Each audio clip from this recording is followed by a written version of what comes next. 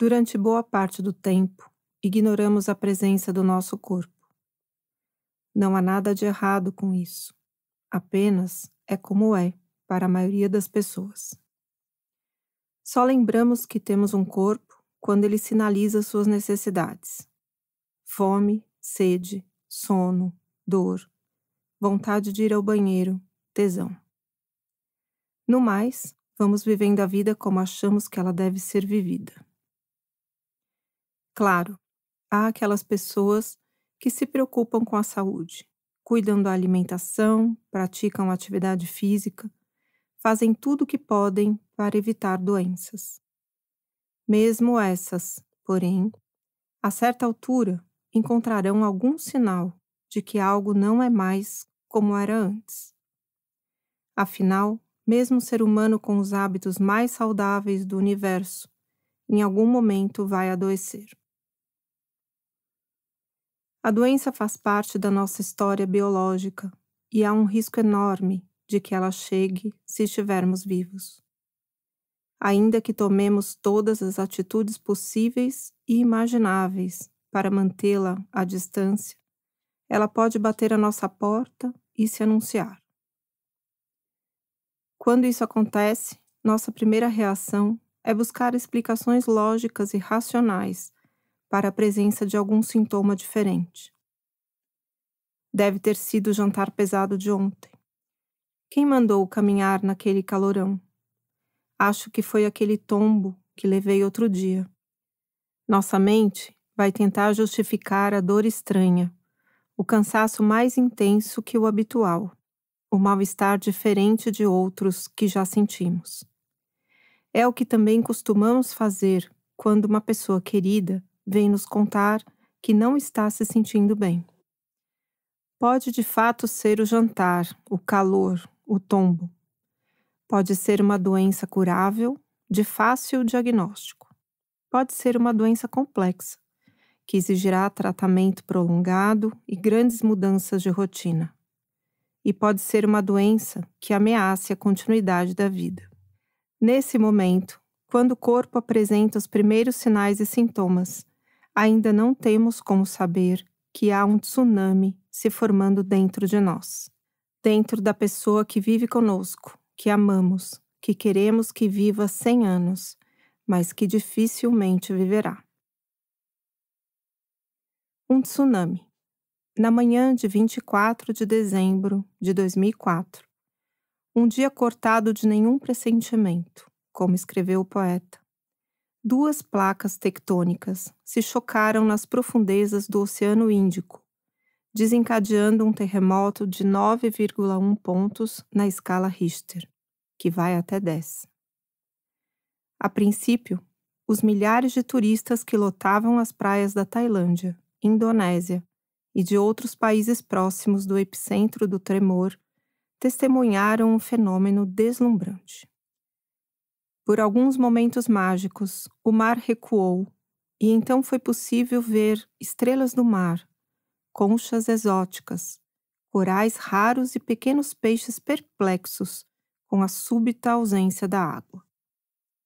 Muitos banhistas aproximaram-se para brincar com as coisas bonitas que o mar revelava.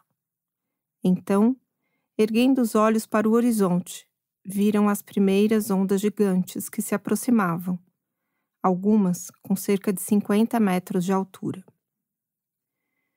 O tsunami engoliu casas, carros, árvores, pessoas, centenas de milhares de pessoas. Fala-se hoje em mais de 220 mil mortos. Diante de uma doença, muitas vezes somos como turistas catando conchas, enquanto nosso corpo, ou o corpo de alguém que amamos, gesta um tsunami. Ignorantes ou apenas inocentes, sem saber o que se passa dentro de nós ou do outro, vivenciamos alguns estágios clássicos do processo chamado psicologia do mecanismo de defesa. O primeiro estágio diz respeito a nossos próprios pensamentos. Diante da pergunta elementar: o que será que eu tenho? Ou o que será que ele tem?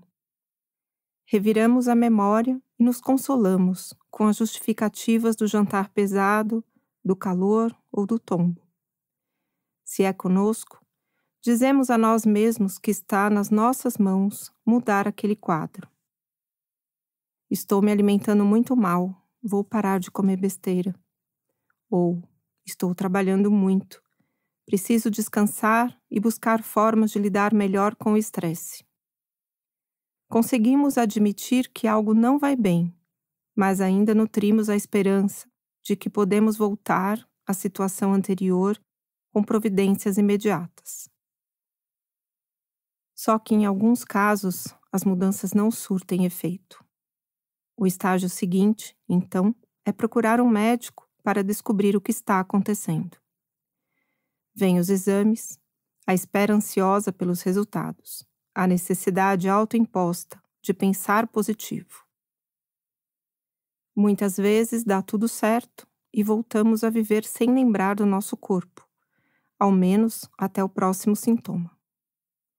Mas há casos em que os exames indicam a existência de uma doença grave, muito grave, ou incurável à luz dos conhecimentos da medicina.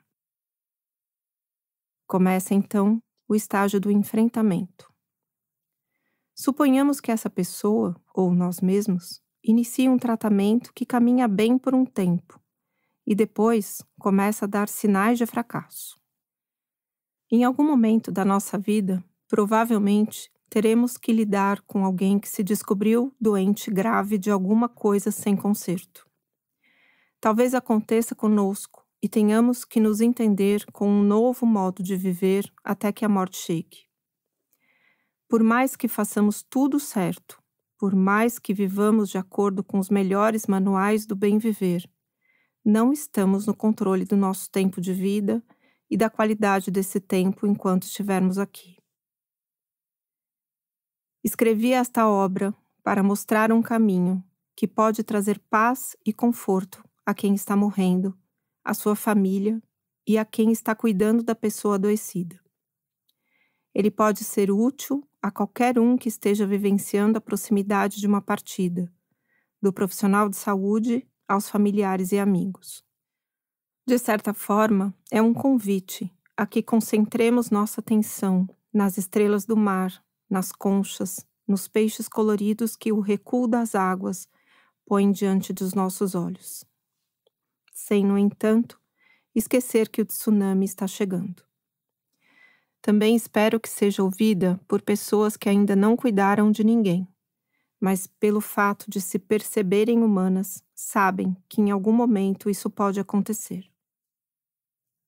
Falaremos de cuidados paliativos, a área da assistência que provê as medidas necessárias para aliviar o sofrimento nas dimensões física, emocional, social, familiar e espiritual de pessoas que enfrentam uma doença que ameaça a continuidade da vida.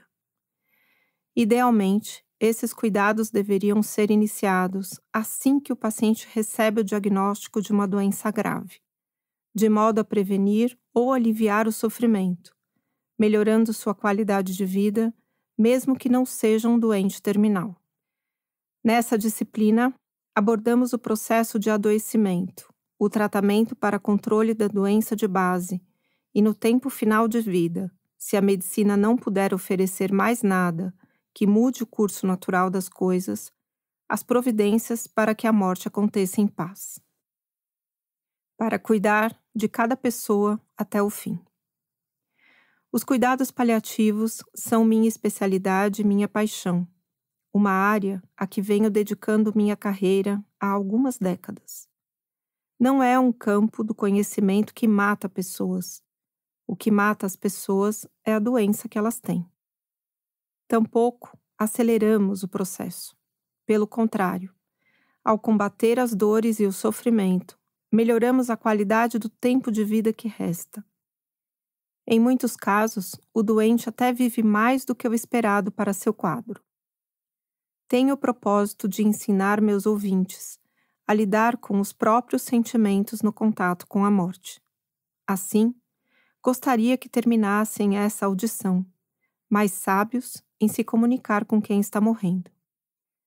Vou apresentar técnicas para aliviar o sofrimento físico e emocional dos pacientes, pois quero que os ouvintes saibam o que fazer e o que não fazer quando forem cuidar de alguém que está vivendo um processo ativo de morte. Por fim, quero que aprendam a conduzir da melhor forma possível o processo de luto de uma família que acaba de perder um ente querido. Esses talvez sejam os conhecimentos mais úteis que eu possa compartilhar. Ao longo da minha prática médica, testemunhei experiências grandiosas aflorarem durante o processo de adoecimento, a exemplo dos tesouros no fundo do mar que o tsunami revela. No curso de seu tratamento, o doente pode descobrir que é muito mais corajoso do que imaginava, que tem uma família maravilhosa e solidária, que o SUS, o nosso Sistema Público de Saúde Universal, oferece assistência humanizada e competente, ou que o convênio médico se porta de maneira impecável na sua diversidade. Nada disso, porém, impede que o tsunami se forme.